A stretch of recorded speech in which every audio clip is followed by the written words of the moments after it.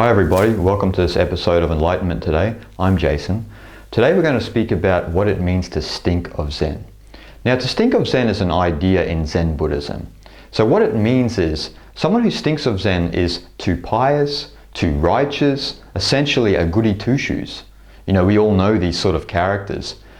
These are the people who would not even kill an ant. They would never swear. And we have a lot of examples in the modern day of these people. And, you know, we can use health as an example, where we have veganism, vegetarianism, people who follow a paleo diet or people who follow primal.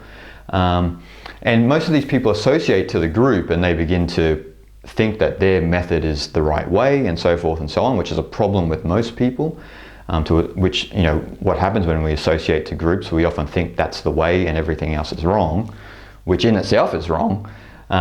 But to stink of Zen, if we look at, say, a vegan, for example, you know, I love vegan people. I've been vegan myself, but there is a lot of vegan people out there who will become self-righteous and they will make empty claims that everybody's a murderer if they eat meat or drink milk or eat eggs and so forth and so on. And this is just them trying to be too pious, too righteous, too good. And it kind of stinks. It's on the nose a little bit. Not just vegans, but anyone who is like that. You know, you see this a lot in politics where we have people who are trying to be politically correct all the time, and you can tell that they're not genuine. You can smell the stink of Zen about them.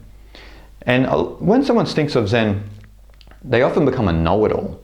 They think they know everything when they stink of Zen. They say, oh, that's wrong because this is the way it is, or your diet is wrong because this is what's good for everybody else. And this is when you start to smell the stench that they're not really being themselves, they're not being genuine, which is an important aspect of Eastern philosophy. And they're out of sync with the seeker's mind. You know, when we are in sync with the seeker's mind, we learn from a humble place. We don't know everything. That's where we act from, because we don't know everything. And this is why Gandhi once said, learn as if you're never going to die. Because he understood that the seeker's mind is where it is. You know, if you come to life with this mind as a student and never pretend to be a guru, then your life will have a certain path, a certain course, and you will begin to emanate your genuine character without being arrogant and believing that you're enlightened and so forth and so on. So this is what it sort of means to stink of Zen. Now, because a lot of us, when we come across Eastern philosophy and these sort of traditions, older traditions, even Western religions and so forth and so on, we think it has to do with being super good and we've got to be really good and never swear and this and that. But in the East, they have a lot of examples of how this is all nonsense and how it's about discovering your genuine character, about being humble and about listening to people, opening up to people, so that you can have a beautiful relationship with people and the world around us. Recently I saw there was an image. This is to articulate what it means to not stink of Zen, but I saw an image of a monk crossing a road. And the monk was crossing the road and there was a driver. The monk was crossing the road on a zebra crossing and the driver is beeping the horn at the monk. This is a Buddhist monk and the Buddhist monk is like this. And obviously a lot of the comments on this image were, he's reacted. You know, and they have a fair case to say that, you know, he's reacted, okay, fair enough. But there was one comment which was very observant, very clever, and understands the essence of what we are talking about, not to stink of Zen. And this individual said, no, you guys have all got it wrong. He's just exhibiting the middle way. So the middle way, as you see, the middle finger. Now what he means by that is that he was being Zen. He was fully present in that moment. And he wasn't off in the past or the future. He was completely present and he exhibited his own naturalness in that moment. And now remember, this is a key concept in all of, especially Chinese philosophy, Taoist philosophy, is the idea of zitran, of naturalness, of being spontaneously of itself, which is what nature is, and we are nature. And so the point of this is, the monk was expressing his nature in that moment, spontaneously of itself, without thinking. He didn't have to think about it. That's the point. And this is not stinking of Zen. He wasn't The doctor never came back to him and said, don't react, don't react, don't react. He just went, that's the way it is. And he went off happily. He wasn't disturbed about it. That's the effortless mind. That's the mind of Wu Wei, of non-force, non-doing, and effortless action. So he was in harmony with intelligent spontaneity, the power of spontaneity, which is what we are essentially trying to come back to, because that is our naturalness. That is how nature expresses itself, and we are nature. So, as I said before, the problem with most people, especially with people who encounter religion, spirituality, or even Eastern wisdom, is everyone is trying to be angels rather than demons. But as we see with the monk, the depiction of the monk, is that he had no sort of concept of angels and demons. He just expressed himself in that moment without having to think about it. And this is the point of Zen. This is what Zen actually is to have a mind of no deliberation, to act spontaneously without having to think about it. So the problem is when we start to be angels and demons, what we are doing is we are trying to transplant our moral imperative into spirituality. And we actually can't do that, because spirituality is not about transplanting your moral imperative into it. Spirituality is about getting your hands dirty. It's about getting your knees dirty. It's about getting into the dirt, the grit of your own existence, the yucky, the ugly side of yourself. It's not about being excessively nice, which is what a lot of people believe. It's not about becoming an angel, becoming a Jesus Christ figure. It's not about any of this. Now, there are a lot of reasons why we have become like this, and it's embedded in most of us around the world. But what we need to ask ourselves is, if we are trying to act like an angel or a goody two-shoes, who are we trying to appease? What are we trying to appease by this? Why are we not acting naturally, which is the birth of charisma, which is the birth of being authentic? Why are we not acting like that? Because that is how the harmony of the universe expresses itself. It doesn't express itself with please something, somebody, or trying to be an angel without realizing that you will slip up because you are human. Now, when I say that we're trying to appease somebody, this comes from the perspective of the monarchical view of the universe. This is why we have this perspective of trying to be an angel and trying to live up to expectations that you can never live up to. And the monarchical view of the universe is essentially a political analogy. Now, to understand the monarchical view, we need to understand one of the greatest philosophical eras throughout history, which was from 571 to 479 BCE, when some of the greatest sages and minds of existence ever lived. This was the time of Lao Tzu in China, Confucius in China, Gautama the Buddha in India, and Pythagoras in Greece.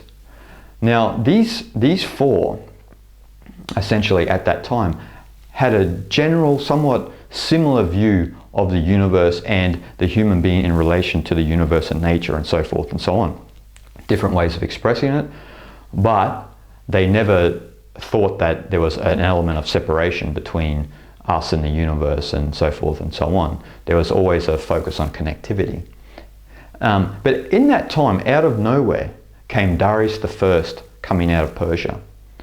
Now, why this is significant to the monarchical view is because Darius I, coming out of Persia, brought to the table the idea of the King of Kings tradition.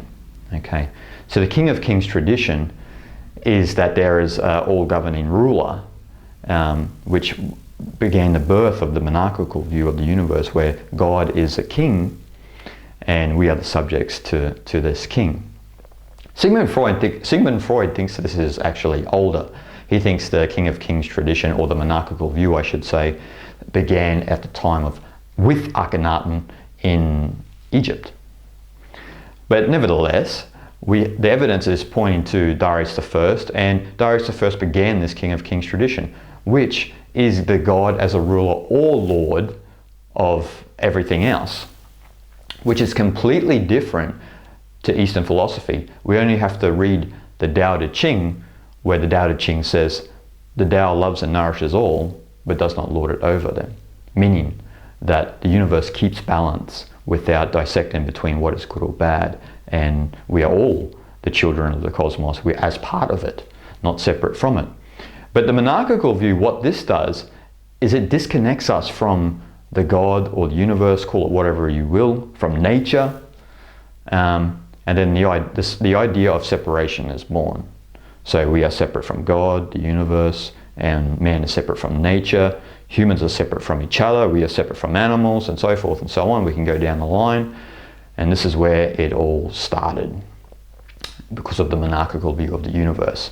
So then from there, we are all trying to be angels. And the problem is we can't live up to these so-called laws of God or these commandments of God that have been handed down. We can't live up to them because why? We are fundamentally human. We are not angels or demons, even though we may express these archetypal traits. Now, the problem with this monarchical view is it was embedded into a lot of religions, especially Western religions, not so much Eastern religions. And that's why in Christianity you see the Jesus Christ figure become someone who is inhumanely good. Inhumanely good, like almost like not even a human being. Like Jesus would never even say a word if he stubbed his toe. He would never say a swear word. You know, things like this. It became inhumanely good because of this monarchical view. So everyone is trying to live up to this depiction of Jesus as an inhumanely good figure, when this is also a result of human beings taking sacred texts literally instead of metaphorically and mythologically. And we are at the time and age where we have an increased intelligence, where we know that a lot of these stories are really metaphorical for the human beings and are not literal. And I mean that with Jesus Christ, because, you know, a lot of Christians will get so furious if you mention this. But if you say this to a Buddhist, they're not really hung up if Gautama the Buddha never really existed. It's not really a hang up. What the importance is the teachings, is the philosophy, is the way, the guide to guide us through our own lives. It's a metaphor for our own life, all of these stories, as Joseph Campbell cleverly put in The Hero's Journey. And this is the point is, we are not here to be inhumanely good. You know, when we see these stories, if we look at the story of Christ, he never puts a foot wrong. You know, everything is perfect, and this is something that none of us can live up to, really, because in the end we are human beings, and Jesus Christ is a mythological character. So the problem here is that when we start to be inhumanely good, when we start to pretend that we are angel-like, we become too fake and too pious, rather than being real and genuine. This is the problem. This is why if you are around sometimes religious people or spiritual people, and they have this particular temperament to be angel-like, then you can sense they're not being genuine and not being authentic. This even happens with gurus in India, where if you get a guru by themselves and if you have a discussion with the guru, he's very human, a real character, you know. He is the fruit of a lot of his spiritual work. But then once his disciples start to congregate around him and you continue to talk, he starts to move his shoulders and he puts on all of this whole new persona, because he's trying to live up to an image that we cannot live up to. He cannot live up to, or she cannot live up to. So instead of being righteous and good, we need just to become humble and real and genuine. This is the point. This is the point of trying not to stink of Zen. So we have to also remember that, you know, because of the monarchical view, we have these concepts that there are fundamental good and bad.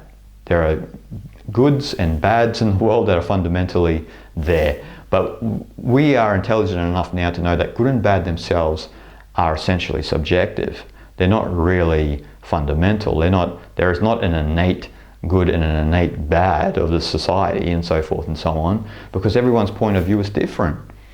So the idea of trying to be good all the time and angel-like is delusional. You know, what we are really after is authenticity. You know, if we realize that good and bad are subjective, what we are after is authenticity. So in saying that, we are naturally good when we recognize our natural ability to act spontaneously without having to think about it, okay? So what that means is being mindful and present, ready to act, is our nature, minus the social, cultural, and religious idea of good and bad. So acting spontaneously without having to think what is good, what is bad. Now this idea is that we are naturally good. We only become bad when we confuse the social, cultural, and religious laws with how we should be, which causes psychological imbalances, which causes us to think in unnatural ways, out of sync with reality. And we stop acting spontaneously. We stop acting fresh, authentic, which brings a lot of beauty and color to the world. You know, in conversation, when you're in conversation with somebody, it's beautiful when you begin to act spontaneously with no agenda. There's no idea of how you should act in this conversation. This is why most people love their friends, because they can just be themselves around their friends. But when they put themselves in a different environment or amongst people who are somewhat strangers, as the guru analogy I used, people start to act differently. It's like a hypnotherapist told me once that, you know, we have actually, in a minimal, we have 15 egoic personalities, because we have this erroneous tendency to try and be somebody different with different people all the time. And the idea of not stinking of Zen is to get rid of that and just be yourself, be genuine, be authentic, be humble to reality, and keep that seeker's mind at all times. So the idea of the power of spontaneity and acting this way is often depicted in the East, and the way not to stink of Zen masters would always try and teach about, you know, don't try and be too pious, don't try and be too ingenuine, you know, be real and be humble. And there's a great story to exhibit this power. And it's a story in Japan, in Zen. And there was a Zen master in Japan. He was the main Zen master of a larger monastery. And there was a group of samurais going through Japan, just killing and doing their thing with their samurai swords and, you know, so forth and so on.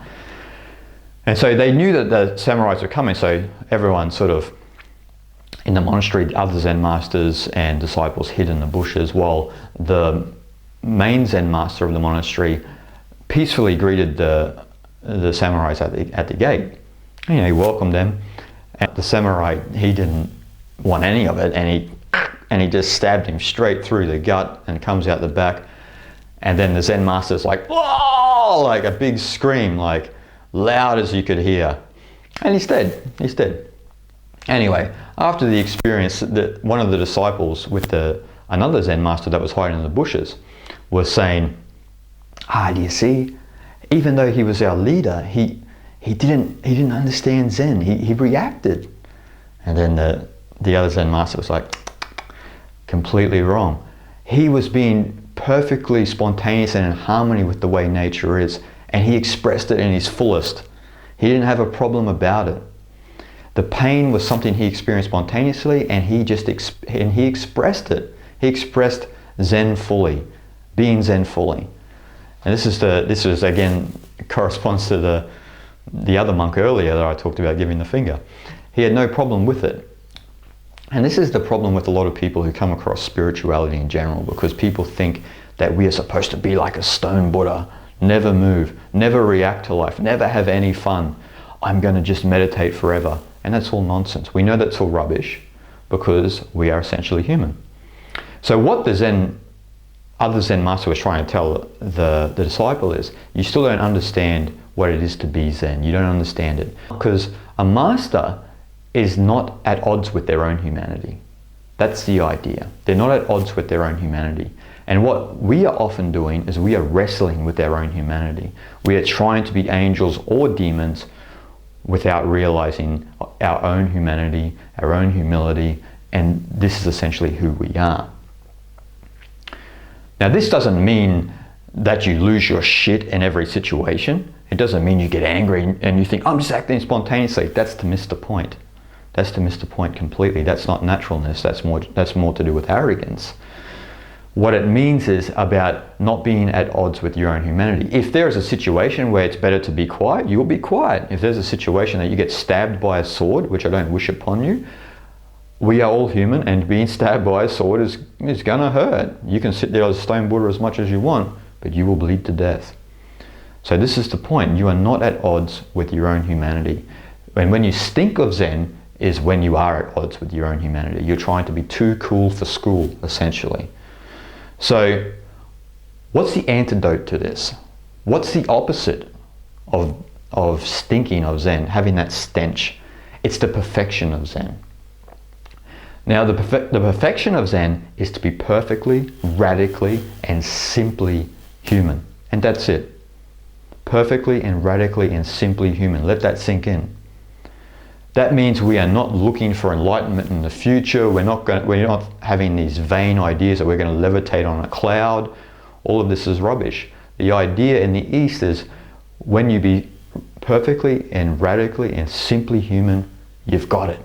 You've realized your own authenticity. You are not at odds with your own humanity, and you have embraced the beauty and the tragedy of what it is to be human. Alan Watts once says to depict this is the difference of the adept in Zen from the ordinary run of men is that the latter are, in one way or another, at odds with their own humanity and are attempting to be angels or demons. So he's saying that we are either at odds with our own humanity and are trying to be these angels or demons, which is to essentially miss the point. So what this means is we are not born in the human world until we have accepted our humanity, really. So this is the real human birth, not to be confused with the actual physical event. Okay?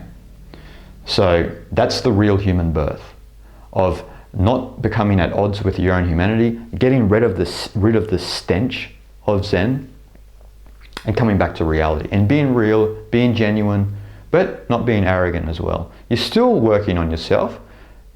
You're not pretending to be enlightened. You're not doing any new age fallacies like this. You're not attempting any of those. You are embracing your own humanity, the beauty of it.